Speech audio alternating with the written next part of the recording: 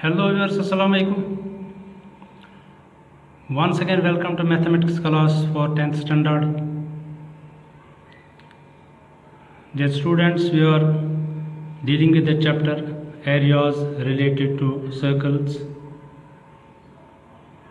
तो जैसा कि आप जानते हो कि इस चैप्टर में हम सर्कल और उससे मुस्तलिक जो फिगर्स बनती हैं उनका एरिया निकालते हैं। तो एक बार फिर देखते हैं एरिया ऑफ सर्कल कैसे निकालते हैं। पाई आर स्क्वायर फार्मूला के ज़रिए से। सर्कमफ्रेंस ऑफ सर्कल कैसे निकालते हैं, पाई डी या 2 पाई आर से। इसी तरह से area of a sector of a circle with angle theta degrees, उसका एरिया कैसे निकालते हैं सेक्टर का, theta by 360 into pi r square. तो यही चीज़ें यूज़ करके हम एक्सरसाइज 12.2 से कुछ और क्वेश्चन आज करेंगे। क्वेश्चन नंबर 10 है, an umbrella has 8 ribs which are equally spaced. Assuming umbrella to be a flat circle of radius 45 centimeters, find the area between two consecutive ribs of the umbrella. एक umbrella है, छाता, जिसमें 8 ribs लगी हुई हैं जो एक दूसरे से इक्वल डिस्टेंस पर हैं।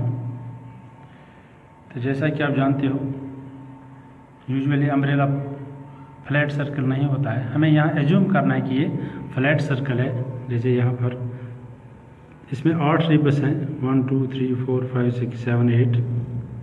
तो ये 8 रिब्स बराबर डिस्टेंस पर हैं। तो हमें बताना है कि हर एक दो रिब्स के बीच में जो एरिया है वो कितना है। क्योंकि यहाँ पर जो रिब्स हैं,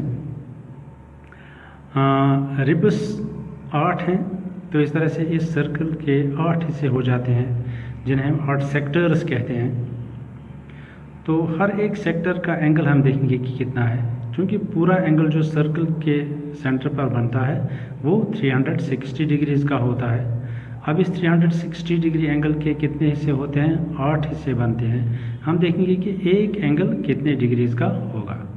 तो इस तरह से 360 डिग्रीज़ को हम 8 से डिवाइड करेंगे तो वो बनता है 45 डिग्रीज़। इस तरह से हर एक एंगल जो यहाँ पर सेक्टर का है वो 45 डिग्रीज़ का है। हम देखेंगे इस 45 डिग्रीज़ वाले सेक्टर का एरिया कितना होगा अगर इसकी लेंथ जो है रिब की, लेंथ ऑफ द रिब जो है वो 45 सेंटीमीटर है। हर एक रिब की लेंथ जो है वो 45 सेंटीमीटर है। तो इस तरह से हर एक जो एरिया बनता है वो सेक्टर बनता है जिसका रेडियस 45 सेंटीमीटर है और एंगल 45 डिग्रीज़ है। हम देखेंगे कि इस एक सेक्टर का एरिया कितना बनता है।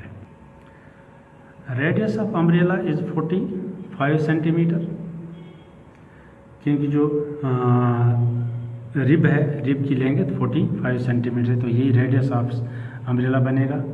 टोटल नंबर ऑफ रिब्स 8 हैं, 8 रिब्स हैं इसके अम्ब्रेला की। तो इस तरह से दस the whole area of the umbrella is divided into 8 equal sectors. 8 equal sector इसमें बनते हैं। तो हम देखेंगे एंगल ऑफ ईच सेक्टर, हर एक सेक्टर का जो एंगल बनेगा सेंटर पर वो कितना बनेगा, क्योंकि पूरा एंगल सर्कल के अंदर 360 का बनता है। अब यहाँ पर 8 रिब्स हैं तो इसके 8 हिस्से हो जाएंगे, तो 360 को डिवाइड करेंगे 8 से तो वो बनता है 45 डिग्रीज़। इस तरह से यहाँ पर हर एक सेक्टर का एंगल जो है वो 45 डिग्रीज़ का होगा। तो हम देखेंगे अब एरिया क्या होगा। Area of each sector between 2 consecutive ribs, जो एक दूसरे के साथ जो भी 2 रिब्स हैं, इन दो के बीच में भी ये सेक्टर बनता है। इसी तरह हर 2 रिब्स के बीच में एक सेक्टर बनता है। हम देखेंगे उस सेक्टर का एरिया कितना होगा। सेक्टर का एरिया निकलता है theta by 360 into pi r square. अब थीटा जो एंगल है वो है 45 डिग्रीज यहाँ पर, डिवाइड बाई 360, पाई 22/7 है। तो रेडियस यहाँ पर 45 है तो 45 स्क्वायर लेना है, तो 45 इंटू 45। अब इस सारे का वैल्यू निकालते हैं। हम इसकी कसर भी काट सकते हैं। चलिए यहाँ पर 9 5 45, तो 9 4 36 0। तो फिर यहाँ से काटते हैं 2 1s, यहाँ से 2 2s, 2 0 2 20। तो इस तरह से अब इसके साथ काटते हैं 5 9045, तो यहाँ आएगा 5 4020, बस इतना ही कटेगा। अब न्यूमरेटर में बचता है 5 11 45 और 9, इनका मल्टीप्लाई करेंगे तो वो आता है 22275, 22,275, जब हमने 5 11 45 और 9 का मल्टीप्लाई किया।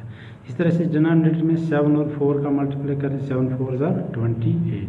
इस तरह से हर एक सेक्टर का एरिया जो है, जो दो रिब्स के बीच में बनता है, वो 22,275 बाई 28 सेंटीमीटर स्क्वायर बनता है।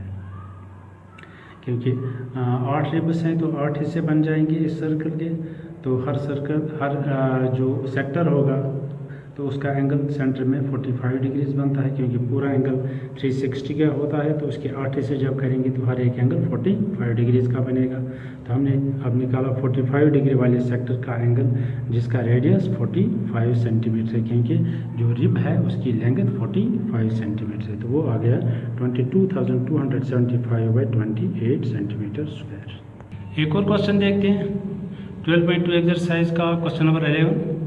A car has 2 wipers which do not overlap. Each wiper has a blade of length 25 cm sweeping through an angle of 115 degrees. Find the total area cleaned at each sweep of the blades. ये car का wiper है, 2 wiper होते हैं, तो इसकी length 25 centimetre है। तो और ये एंगल जो जिस एंगल पर ये घूमता है वो 115 डिग्रीज है। तो इस तरह से हर एक वाइपर जब एक चक्कर लगाएगा तो वो एक सेक्टर बनाएगा जिसका सेंटर पर एंगल 115 डिग्रीज होगा और उसका रेडियस 25 सेंटीमीटर होगा। हम देखेंगे कि ये 2 वाइपर जो हैं, ये एक वाइप में एक राउंड में कितना एरिया साफ करेंगे।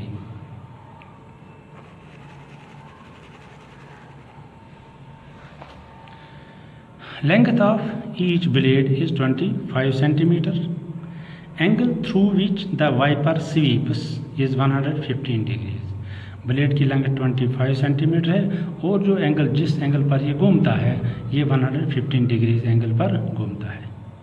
इस तरह से thus for each sweep the wiper cleans an area equal to a sector of radius 25 cm and angle 115 degrees। अब चूँकि ब्लेड की लेंथ जो है वो 25 सेंटीमीटर है, जब ये घूमेगा तो ये एक सेक्टर बनाएगा जिसका रेडियस 25 सेंटीमीटर होगा। अब क्योंकि ये एंगल 115 डिग्रीज बनाता है तो इसका एंगल हम लेंगे 115 डिग्रीज। अब हम देखेंगे कि इस सेक्टर का एरिया कितना होगा जो ये एक सेक्टर क्लीन करेगा एक blade. Area cleaned by each wiper वो होगा किसके बराबर, एक सेक्टर के बराबर, theta by 360 pi r square. अब थीटा जो एंगल यहाँ पर बनता है वो 115 डिग्रीज बनता है। इस तरह से पाई का वैल्यू 22/7 ले लेंगे। अब रेडियस जो है इस सेक्टर का वो ब्लेड की लेंथ के बराबर होगा, क्योंकि ब्लेड की लेंथ 25 है तो रेडियस भी 25 होगा, तो हम रेडियस स्क्वायर के बदले 25 × 25 ले लेंगे। अब हम 115, 22, 25, 25 को मल्टीप्लाई करेंगे और डिनोमिनेटर में 360 और 7 को मल्टीप्लाई करेंगे। जब न्यूमरेटर में हमने मल्टीप्लाई किया तो ये आता है 1581250 और डिनोमिनेटर में आता है 360 को 7 से मल्टीप्लाई करने के बाद 2520। अब 0 दोनों में है, यहाँ भी है, तो इसको कैंसिल कर देते हैं। अब क्या बचता है 158125 डिवाइड बाई 252। तो ये अब एक सेक्टर का एरिया है जो ये एक ब्लेड साफ करता है। तो एक ब्लेड इतना एरिया साफ करता है, एक वाइपर का एक ब्लेड। तो चूंकि 2 ब्लेड हैं, 2 वाइपर हैं, तो हम देखेंगे 2 वाइपर कितना एरिया क्लीन करेंगे। एरिया क्लीनड बाई 2 वाइपर्स, तो इसको डबल कर देते हैं, 2 से मल्टीप्लाई कर देते हैं। तो 158125 बाई 252 इसको 2 से मल्टीप्लाई करते हैं, क्योंकि ये एक वाइपर का एरिया है जो ये साफ करता है। तो 2 वाइपर जब चलाएंगे तो डबल हो जाएगा, तो इसको 2 से मल्टीप्लाई करेंगे तो इसको इस और इसमें कसर कटेगी, 2 1 हज़ार 2 और यहाँ हो जाएगा 2 1 हज़ार 2, 2 2 हज़ार 4, 2 6 हज़ार 12। तो क्या बचता है 158125 डिवाइड बाई 126। तो इस तरह से जब दो वाइपर हम चलाएंगे तो वो एक चक्कर में इतना एरिया साफ करेंगे 1,58,125 बाई 126 सेंटीमीटर स्क्वायर। तो पहले हमने देखा कि हर एक ब्लेड जब चलेगा, हर एक वाइपर जब चलेगा वो एक सेक्टर बनाएगा और उस सेक्टर का रेडियस जो होगा वो उसकी लेंथ के बराबर होगा। लेंथ 25 है तो इसकी रेडियस 25 होगा और चूँकि ये घूमता है 115 एंगल पर तो इस सेक्टर का एंगल 115 होगा। तो इस तरह से हमने उस सेक्टर का एरिया निकाला जिसका एंगल 115 है और जिसका रेडियस 25 सेंटीमीटर है। तो वो हमारे पास आ गया मल्टीप्लाई करके सॉल्व करके 158,125/252 सेंटीमीटर स्क्वायर। अब ये एक सेक्टर का, एक वाइपर का एरिया है जो वो क्लीन करता है। क्योंकि दो वाइपर हैं तब इसको हम 2 से मल्टीप्लाई करेंगे तो वो दो वाइपर्स का एरिया जो क्लीन होता है उनसे वो निकल के आएगा। तो ये हमने यहाँ पर कर दिया तो ये इसका एरिया आता है जो दो वाइपर एक राउंड में क्लीन करते हैं। तो इनकी आप प्रैक्टिस कीजिए क्वेश्चंस की अच्छे तरीके से। तो अगले क्लास तक के लिए इजाज़त दीजिए। Thank you for watching, best of luck.